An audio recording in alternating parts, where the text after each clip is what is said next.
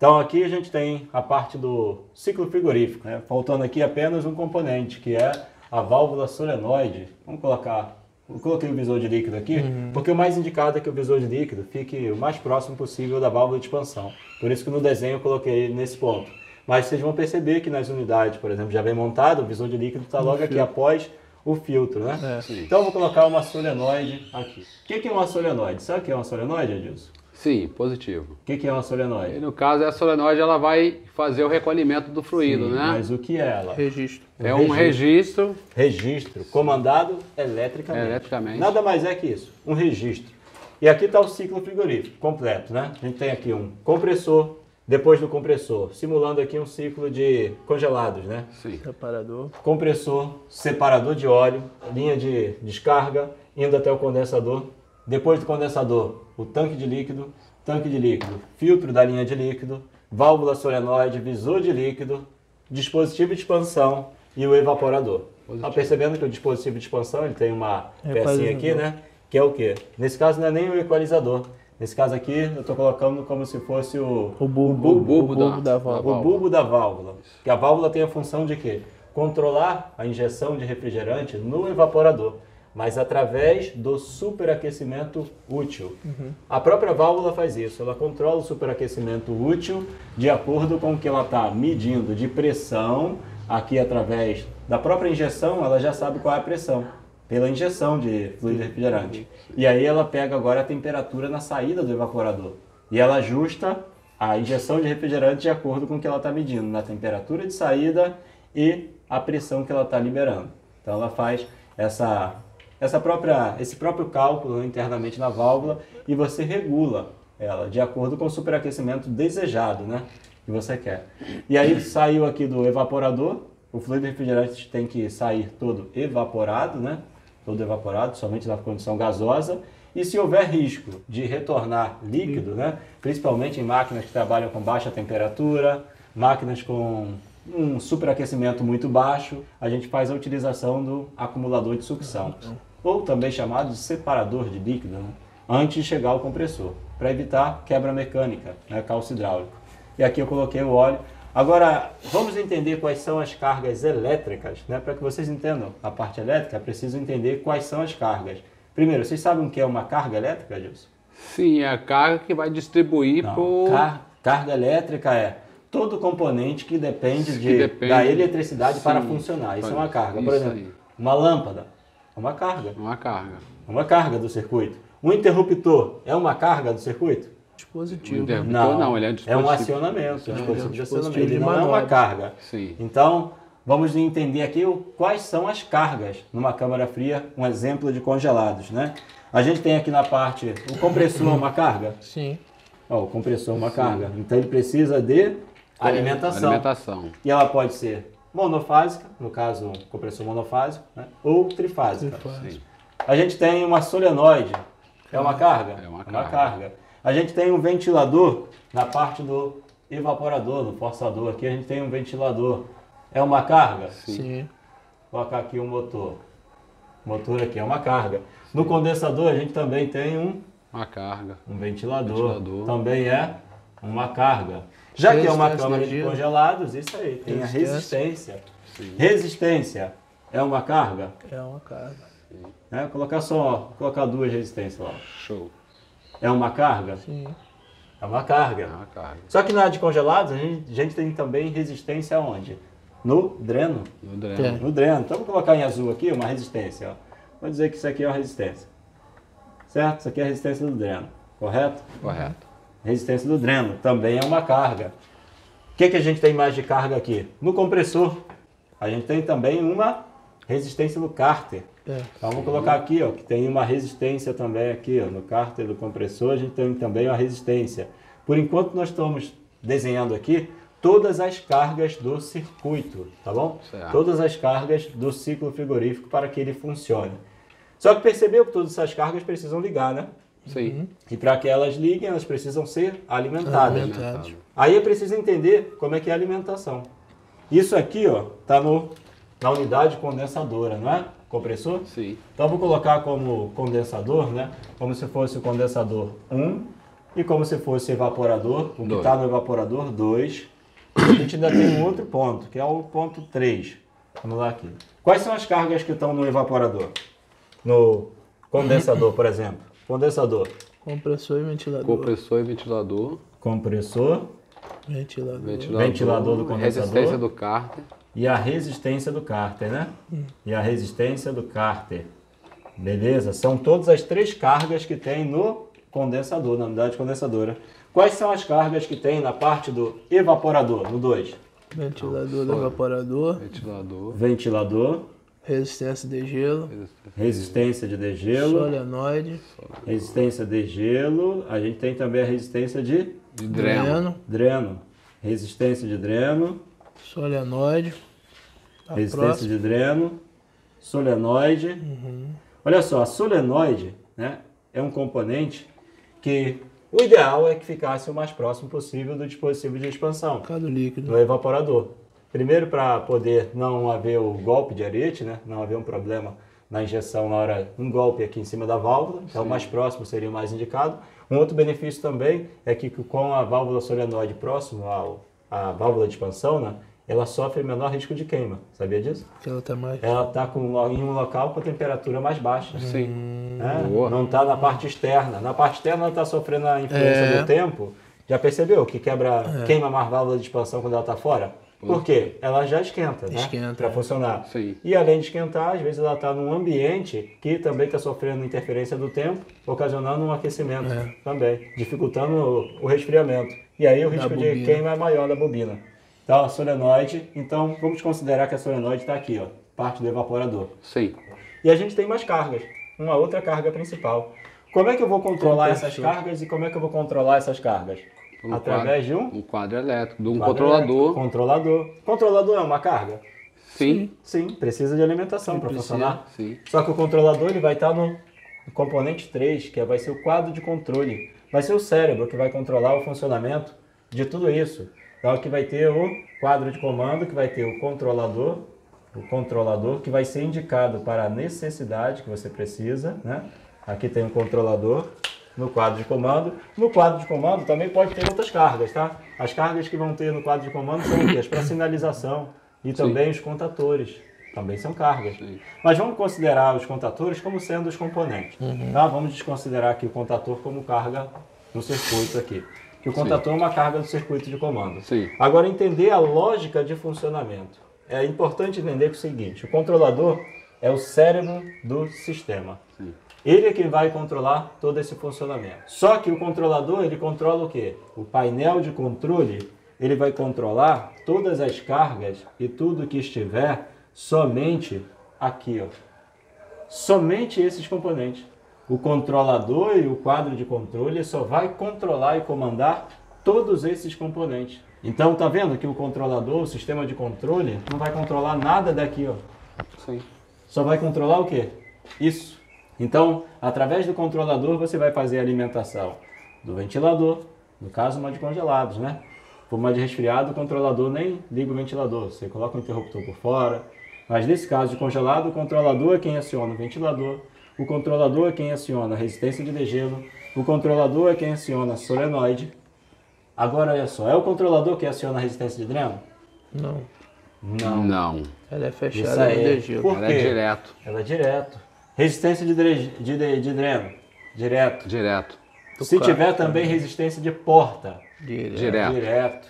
Deu para entender? Deu. É direto, mas isso não significa que vai ser direto da alimentação. Não é direto. O ideal é que passe primeiro pelo dispositivo de proteção do quadro de controle. Então essa resistência de dreno, resistência de porta, o ideal é que passe pela proteção do quadro, né? No caso, um disjuntor de comandos ou um fusível de comando. Eu gostaria, né, eu até indico sempre ter proteção para as principais cargas. Por exemplo, disjuntor para resistência. A maioria dos quadros não tem, né? Disjuntor separado só para resistência. A maioria dos quadros A maioria não. dos quadros não tem. Não tem. Eu, sempre que eu monto, eu gosto de colocar uma proteção individual para resistência de dreno, de degelo e também para o sistema de refrigeração, que no caso é o compressor, unidade condensadora. Está percebendo que o controlador controla tudo isso aqui. E agora, quem controla o condensador? Você sabe disso? Então. Quem é que libera alimentação para o compressor? No caso, um disjuntor de força, né? Sim, mas para chegar ao compressor do disjuntor de força, sai do disjuntor de força, depois passa por qual é o componente que é responsável por ligar e desligar o compressor. O pressostato é o sistema de controle, mas passa por um contator também. Contator, Então, quem liga o compressor é um contator, certo? O ventilador, ele liga em conjunto com compressor. o compressor. Os dois ligam juntos, certo? Através de um contator. E quem liga e desliga esse contator é o pressostato de alta e pressostato de baixa. Então, tá vendo que quem liga e desliga a parte do circuito de refrigeração não é o controlador. O controlador liga e desliga quem? A solenoide como circuito de refrigeração. Então, se você não tem, um exemplo, você não tem, o circuito de refrigeração não está funcionando na câmara fria, e você sabe que ela é por pop-down, não está funcionando. Você não vai diretamente para verificar o compressor se está ruim ou se está bom. Primeira coisa, Registro. registro. E o registro é quem? Solenoide. Solenoide. E quem liga a solenoide? Controlador. Então, primeira coisa, pelo menos que eu faço, né? Essa é a lógica que eu faço. Refrigeração não está ligando na câmara fria, eu vou direto no controlador. Pelo display do controlador, pelo LED, eu já sei se ele está liberando ou não o circuito de refrigeração. Primeira coisa, ele tá liberando para refrigeração? Aí eu olhei e vi que, opa, tá ligado a refrigeração. Tá ligado a refrigeração. Agora eu sei se essa alimentação chegou na solenoide? Não sei. Aí eu vou verificar o quê? Se tá chegando até a solenoide. Existem várias formas. Ou você testa no próprio cabo elétrico, ou bota a chave de fenda ali e deixa o couro tira a chave de fenda. Vira ela. Eu já sou mais tecnológico. Eu chego com o telefone, coloco no sensor lá, jogo na solenoide, vejo o campo magnético, meu sensor tá funcionando, beleza, a solenoide tá ligada. Mas antigamente também, eu fazia, tira a solenoide, verifica se está imantando, a solenoide está imantando, beleza. Então chegou a alimentação. Você já descobriu que não é solenoide. Agora sim, continuando esse raciocínio lógico, você já viu que as condições para que a unidade condensadora ligue, que depende da parte do controle aqui do evaporador, tá ok. Foi. Agora partiu o quê? Baixa de fluido. Não, calma. Agora partiu. O compressor depende de quem para funcionar agora? O compressor. Do contator acionar. E quem aciona o contator? Pressostato de alta e baixa. Então eu já vou lá no circuito e verifico. Contator está acionado? Sim ou não? Primeiro ponto. Contator não está acionado. Quem aciona o contator? Pressostato de alta e de baixa. E na hora de fazer essa verificação agora, eu tenho que estar com o manifold conectado. Eu tenho que conectar o manifold para ver o quê? Se não ligou o contator e eu já estou com a suspeita que é o pressostato de alta ou de baixa, eu tenho que saber se eles atuaram corretamente ou se eles estão com defeito. E como é que eu vou saber se eles atuaram ou estão com defeito? Instalando o manifold e verificando as pressões. Aí eu cheguei lá, verifiquei que a pressão está com 380 PSI. Opa, pressostato de alta que abriu. E se a pressão está alta, ele não está com problema, ele está fazendo a função dele. Correta dele. O problema está no sistema, no ciclo frigorífico. Eu tenho que encontrar agora qual o problema que está fazendo acionar o pressostato de alta. Agora cheguei lá. Opa, as pressões estão normais. Está aqui equalizada, a câmera está desligada, está equalizada. Né? Ou está recolhida. Opa, está recolhida? Se está recolhida, é para realmente estar desligada. Não é para estar funcionando. Entendeu? Pô, está recolhida. E eu acabei de verificar lá. E verifiquei. Olha o gás, será que é 22 ou é 402B? Se for 402B, eu estou precisando, hein? Olha o gás passando aí. Mas vamos continuar. Se eu tenho a pressão que está recolhido, e o sistema não ligou, e eu já conferi que a solenoide bateu, opa, solenoide bateu. Era para ter fluido refrigerante da sucção, mas está recolhido, algum entupimento tem no sistema. Né? Ou algum registro está fechado, ou o dispositivo de expansão está entupido, ou o filtro da linha de líquido está entupido. Deu para entender? Sim. É uma lógica de funcionamento. É uma sequência. Então, eu verifiquei que esse registro está aberto. E não tem uma pressão aqui que aciona o pressostato. Então, eu vou colocar um pressostato aqui de baixa. Vou colocar em azul. O pressostato de baixa está aqui, monitorando a pressão de sucção. E o pressostato de alta está aqui, ó, monitorando a pressão de descarga, né? Pressão de alta, do lado de alta pressão. Tanto pode estar conectado nesse ponto, como pode estar conectado na linha de líquido. Então é só entender que desse ponto até o dispositivo de expansão é alta, né? Tudo aqui é alta. Sim. E todo o circuito depois do dispositivo de expansão até chegar ao compressor é baixa. Então aqui é o PB, pressostato de baixa, e aqui é o PA, pressostato de alta. Vamos continuar aqui o raciocínio lógico, né? E aí eu verifiquei que o compressor não está funcionando e já dei um diagnóstico que é ou por baixa ou por alta pressão. Uma coisa importante também, Joãozinho, é ajustar corretamente o pressostato, sabia disso? Regulagem. Você sabia que o pressostato de alta é proteção, né? E o de baixa, qual é a função dele? Proteção por falta de fluido. Sim. Não? No caso da câmara com pop-down, a função do pressostato de baixa é controle. Controle de... Controle. Não é proteção. Sim. Porque se a gente for... Muita gente acha que é proteção. Não, pressostato de baixa de proteção numa câmara com pop-down. Não é. Se for para proteção, é para proteção de quem? Do compressor. Do compressor. E qual é a pressão de regulagem para proteger um compressor? Deu para entender? Tem Deu pra sentido entender? na situação. Para proteger um compressor, eu preciso que o pressostato esteja regulado dentro do limite mínimo indicado no envelope do compressor. Envelope. Então vamos dar um exemplo nesse compressor aqui. Ele é um compressor MT que está com fluido refrigerante R22. Quando eu olho no envelope deste compressor, ele me informa que com esse fluido refrigerante, ele pode trabalhar no mínimo a temperatura de evaporação de menos 20. Menos 20, evaporar. Menos 20 está dentro do envelope. Saiu, está com a pressão Tá fora. temperatura de evaporação abaixo, está fora. Se eu sei a temperatura de evaporação, tem como eu saber a pressão? A pressão. Tem como eu saber a pressão com a evaporação?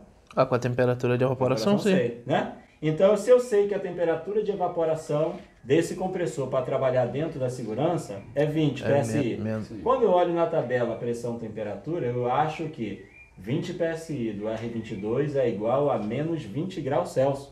Quer dizer, 20 graus Celsius menos 20 graus Celsius é igual a 20 PSI. Na verdade, invertendo aqui.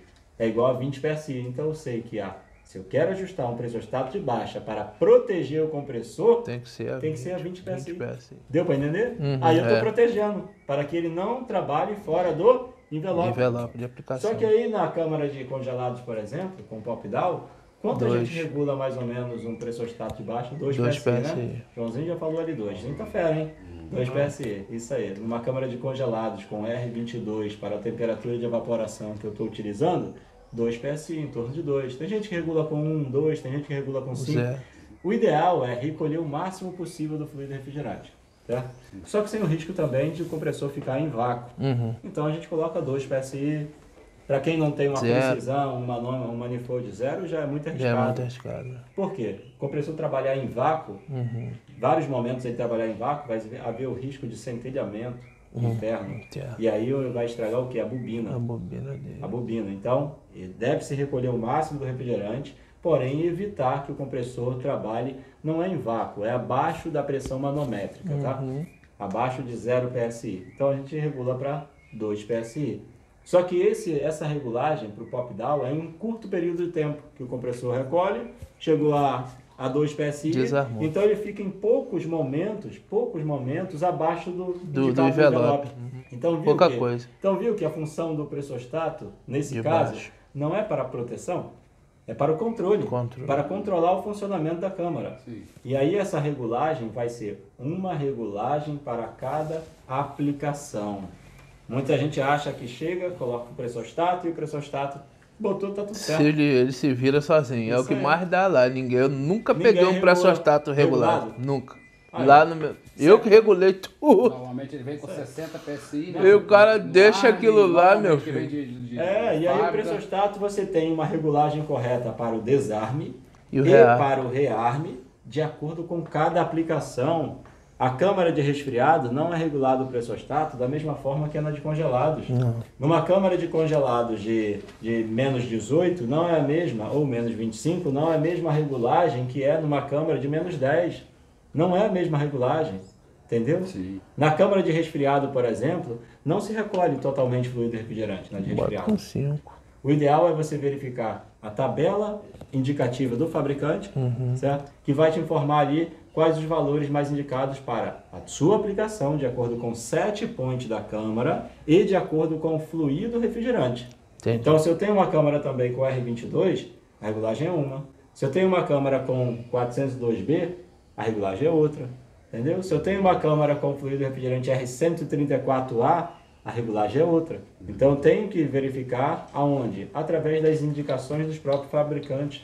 Tá bom? Então, essa é uma sequência lógica. Continuando, então o compressor e o ventilador dependem do sistema estar funcionando de controle. Pressão está de alta e baixa, acionar o contator e o contator liberar para o compressor e ventilador. Sabendo essa lógica de funcionamento, olha só, vamos imaginar que eu tenho um ventilador parado. Não, o compressor não está funcionando, mas o ventilador está funcionando. O que eu já posso ter de raciocínio lógico aí? Cheguei numa câmara, o compressor está parado, o compressor não está ligado, mas o ventilador está funcionando. O térmico interno dele desarmou? Térmico interno. Por que esse raciocínio lógico do térmico interno? É a principal, né? Térmico interno. Porque eu sei que os dois ligam juntos. Em conjunto, é. Se chegou a alimentação para o ventilador, chegou para o compressor. Correto? Correto. Nem sempre é correto. Nem sempre é correto. Se o ventilador for trifásico, beleza. Se, né? Porque o ventilador, na maioria pode das ser câmaras de 220. pequeno porte, é mono. Mono E o faz. compressor? É tri. tri. Ele liga até junto, mas Isso aí. É. Mas e se faltou e não tem proteção, né? Justamente a fase que só alimenta, A que do só meio. vai para o compressor. É. Não, do meio não, que só vai para o compressor, porque a gente não sabe em qual o cara pegou para o ventilador. sim. E nisso aí ele Pegou pode do ter ventilador. quebrado no Isso trajeto ali, porque o relé de proteção de falta de fase, se faltar geral, Isso aí. ele não deixa Por armar isso que é nada. indicado colocar o máximo de proteção possível no sistema. Uhum. E aí vai depender de quê? Do técnico indicar as melhores soluções para os seus clientes. E Então, nisso por aí isso, quebra o compressor, né? quebra Duas o compressor, se fases. faltar uma é. fase, Já quebra o era. compressor. Então, já sei que o ventilador está funcionando e o compressor está parado, eu já sei que pode ser ou falta de uma fase, ou pode ser o compressor com o térmico interno aberto. Sim, senhor. E aí a gente não parte somente para identificar e resolver aquele problema, a gente tem que procurar a causa. A causa da coisa. Se o compressor desarmou o térmico interno, eu tenho que entender quais são as causas de aquecimento de um compressor. Certo? O que é que pode ocasionar um aquecimento excessivo da bobina de um compressor? no caso o ventilador já está trabalhando, né? Está trabalhando. Se o ventilador está trabalhando, não é falta de condensação. Só que pode ser o seguinte, o ventilador pode estar trabalhando. Ele pode estar trabalhando em baixa rotação? Pode. Pode. Aí ocasiona o quê? Aumento da pressão de descarga e, consequentemente, aumento da temperatura de descarga, aumento da temperatura do compressor, pode desarmar o O térmico. condensador Né? foi obstruído Então, também. qualquer coisa que dificulte a troca na parte do condensador, Pode qualquer aquecer o coisa que compressor. eleve a pressão de descarga, pode aquecer o térmico. Uma outra coisa, o óleo não é para lubrificar as partes mecânicas. Se houver deficiência de óleo, ou de lubrificação, ou de viscosidade do óleo, qualquer problema na lubrificação não pode ocasionar também um superaquecimento, porque atrito gera aquecimento. E se não tem uma lubrificação correta, vai gerar maior atrito. Maior atrito vai gerar aquecimento, podendo chegar até o ponto de quebra mecânica. Então, uma lubrificação ineficiente também pode gerar um superaquecimento do compressor e, consequentemente, aquecimento do térmico. O aquecimento é o quê? Da bobina, não é? Uma baixa tensão pode ocasionar superaquecimento da bobina? Acredito que sim. Também baixa tensão, também pode ser uma das causas. Tenta trabalhar e não trabalha da maneira correta. Trabalha, a só que amperagem sem sobe. baixa tensão. Ó, falando amperagem de novo, vai voar o apagador na tua cabeça, hein? Corrente elétrica. Corrente Corrente elétrica. elétrica. Isso aí. Certo? É isso Aí, aí. o apagador na tua cabeça. A tua sorte que o apagador aqui... É de borracha. Ele é de borracha, É isso ele é aí. de elastomérico. Isso aí. Corrente elétrica. A corrente elétrica... Quando estiver conversando com pessoas que não têm um conhecimento técnico, a gente fala voltagem, amperagem, é tranquilo, Sim. certo? Só que a gente tem que aprender o correto para a gente se comunicar de acordo com quem a gente está se comunicando. Com o Então, técnico, às vezes você vai se comunicar com um responsável de uma empresa e vai passar as suas informações, seu serviço, aí você fala amperagem, pode não pegar bem, sabia? Às vezes para um orçamento. Às vezes você pode perder um serviço, porque só por causa da forma como você fala, você pode ter um pré-julgamento do outro lado. A pessoa pode achar, pô, esse cara não entende nada não. Às vezes você é fera, Mas se só a forma expressou como você se errado. expressou, se comunicou, você pode às vezes perder um serviço. Sim. Então procurar se comunicar da forma correta, tecnicamente, evitar falar o máximo, a gente tem que falar cada vez menos, né? Por isso que a gente tem uma boca e 2 ouvidos. A gente tem que escutar mais dos clientes Falar e mesmo. falar o mínimo possível. Então é importante, tá? Saber tecnicamente, falar tecnicamente e conversar com cada pessoa de acordo com que a gente se faça ser compreendido. Show? Mas vamos continuar aqui. Chegou aqui até o compressor uma baixa tensão, vai originar uma alta corrente elétrica. Baixa tensão gera aumento da corrente elétrica. Pode ser a causa também de superaquecimento. Mas a principal causa de aquecimento do térmico, sabe o que é? Superaquecimento total muito alto. E o que ocasiona o alto superaquecimento? Falta de fluido refrigerante, entupimento parcial do sistema, regulagem incorreta do dispositivo de expansão, mas um alto superaquecimento total é uma das principais causas de aquecimento do térmico do compressor. Então, tem um compressor que está ocasionando, desarmando pelo térmico, uma das principais causas é essa, é a de superaquecimento total muito alto. O superaquecimento total do compressor, qual é o valor de superaquecimento total? Mais indicado, Joãozinho. Superaquecimento total deve ficar em que faixa? Se não me engano, a Danfoss se fala a respeito de 30K, né? 30K, Total. no máximo 30K, No máximo né? 30. A Danfoss informa 11 a 30K, superaquecimento total, né? Só que olha só, a gente precisa não guardar número mágico, não existe número mágico. O superaquecimento total é para proteger o compressor. Quem define esse valor é o fabricante do compressor. Vem no envelope dos compressores o superaquecimento indicado para ele. Já a Beats fala em 20, né? Isso aí. Só que o seguinte, a Danfoss tem somente um compressor? Não, são vários. São vários. Então tem que ser de acordo com cada compressor. Agora beleza. O compressor é 30, 11 a 30 para todo o fluido refrigerante? Também, creio Também que não. Então vai mudar o envelope e os limites do superaquecimento total de acordo com o modelo de compressor, tipo de fluido. aplicação, tipo de fluido refrigerante e a temperatura de evaporação que está sendo aplicado. Então você pode encontrar compressor que vai indicar que o superaquecimento total máximo vai ser de 10K.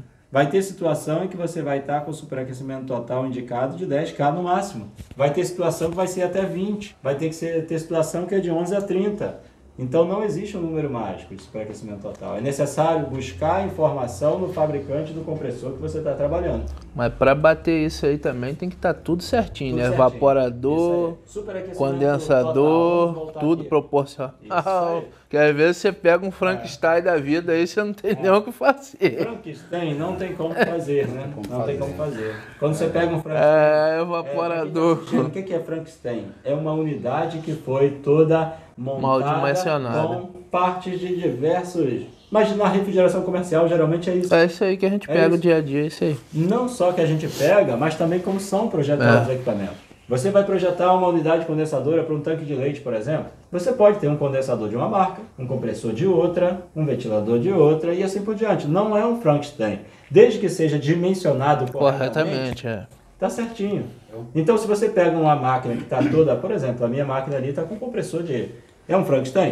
Considerado pelo pessoal um Frankenstein. Mas está bem Só dimensionado. que para poder colocar este compressor aí, eu precisei verificar qual a capacidade do compressor, se ele me atende à minha necessidade, qual o envelope do compressor, se dentro dessa aplicação ele está dentro dos limites de segurança, se ele pode trabalhar nessa temperatura de evaporação. Então foi feita uma análise. Teoricamente, o pessoal olha, é um Frankenstein. A marca não influencia, né? Mas não é um Frankenstein. Deu para entender? O grande problema é que a gente encontra equipamentos aí no mercado, né?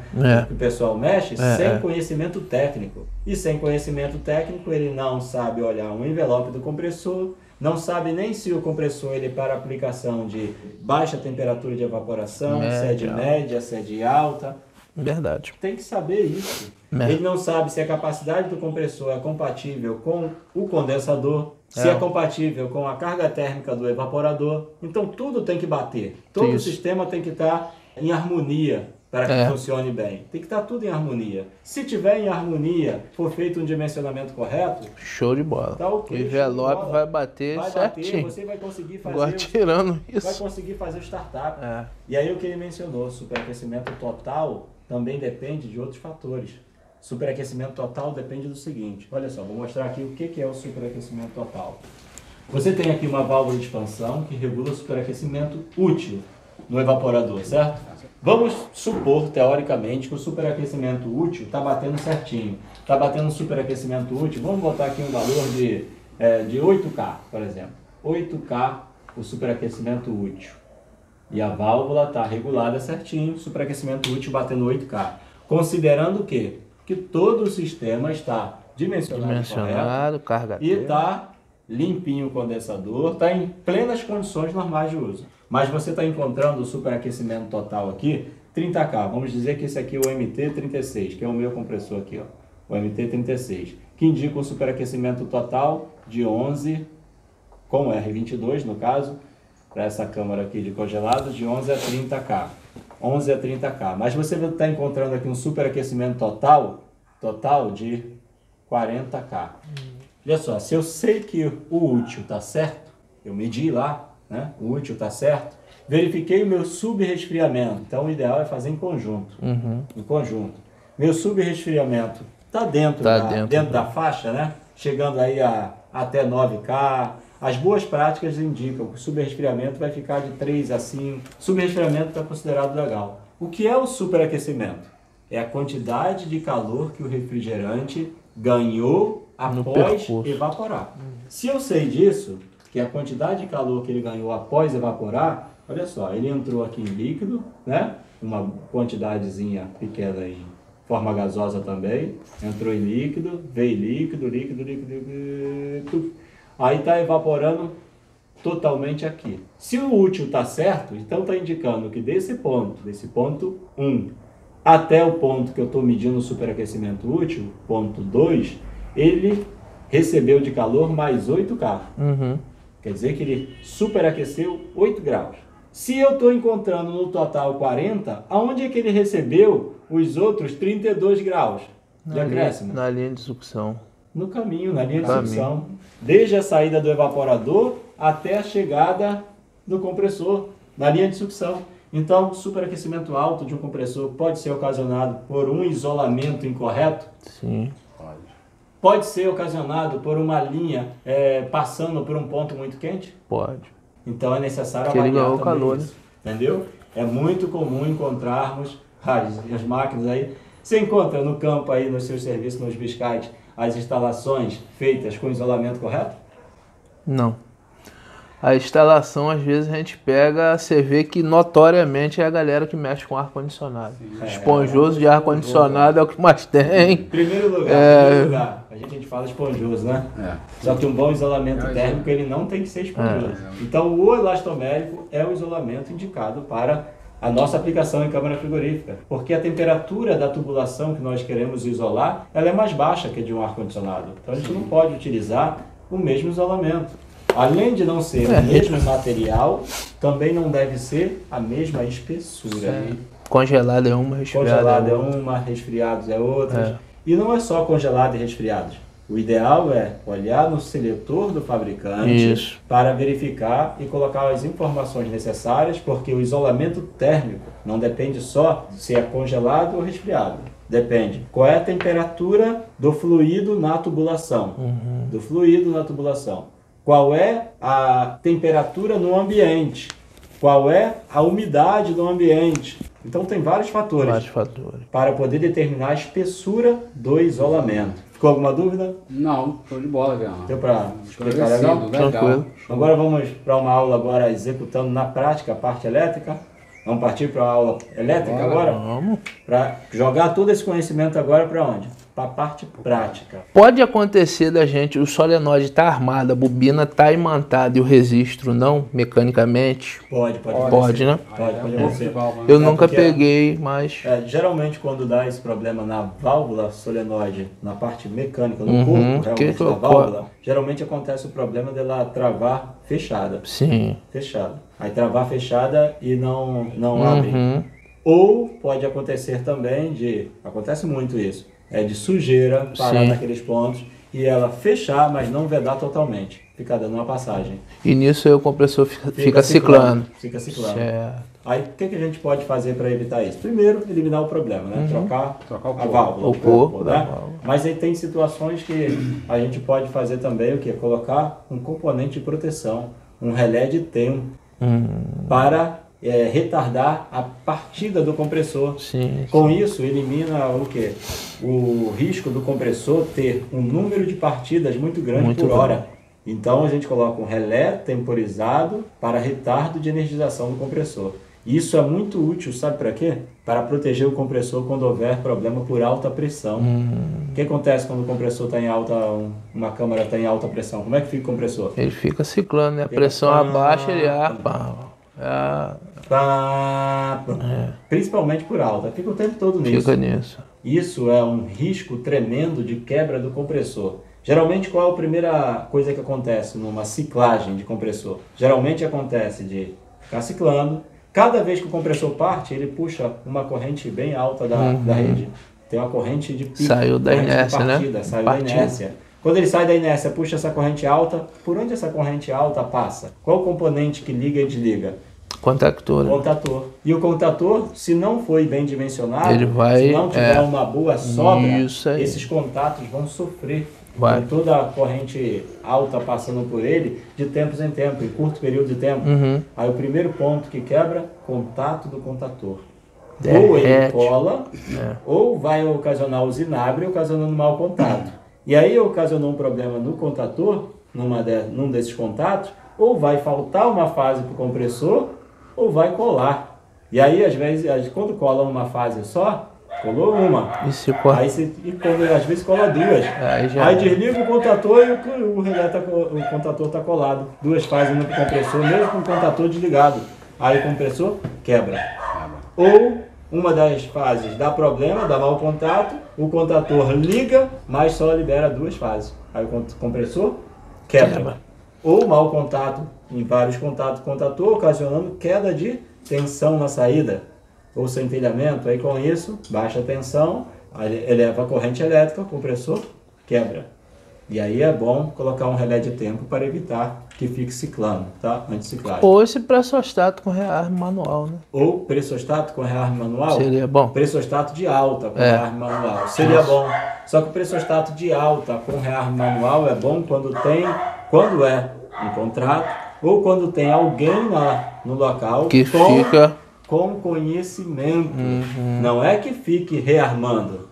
Porque você sabia que... Você não pode, você tem que procurar a causa, por que ele... Você tem um limite também de rearme. É. Você não pode rearmar, o ideal é não rearmar mais de 2 vezes um componente de proteção. O ideal é nem rearmar nenhuma vez. Desarmou, Vamos você averiguar conectar o tudo, porquê. Vamos averiguar por que aconteceu, por que desarmou. Aí sim, aí você rearma, mas antes já fez uma verificação. Por quê? Vai rearmar um pressostato de alta? Às vezes está com o registro tampado, registro fechado, o filtro totalmente entupido. A pressão já está no limite aqui no condensador. Você rearma um pressostato, pode acabar rompendo uma válvula de segurança. Já pensou a válvula de segurança dessa rompe e o cara está na reta da válvula? Deus me livre. Tem uma válvula de segurança. Todo vaso de pressão Tem. precisa de um dispositivo de proteção. Aí você está na reta da válvula de segurança, O plug. o plug, estoura. Então, o primeiro ponto, vai avaliar um equipamento, tem que conectar os manômetros, para você ver quais são as pressões que estão no momento. Você não vai resetar um térmico também, não vai resetar um pressostato, se você não está vendo qual é a pressão. Você não está sabendo por que ele desarmou. Ele desarmou por alta pressão. Mas está em alta pressão ainda ou não? Aí tem. Entendeu? Então é preciso avaliar, sempre alinhar, medir aquilo que está sendo protegido. Protegeu? Desarmou? Mas por que desarmou? Deixa eu conferir qual é a pressão que está. Beleza? Agora vamos partir para a parte elétrica. Bora!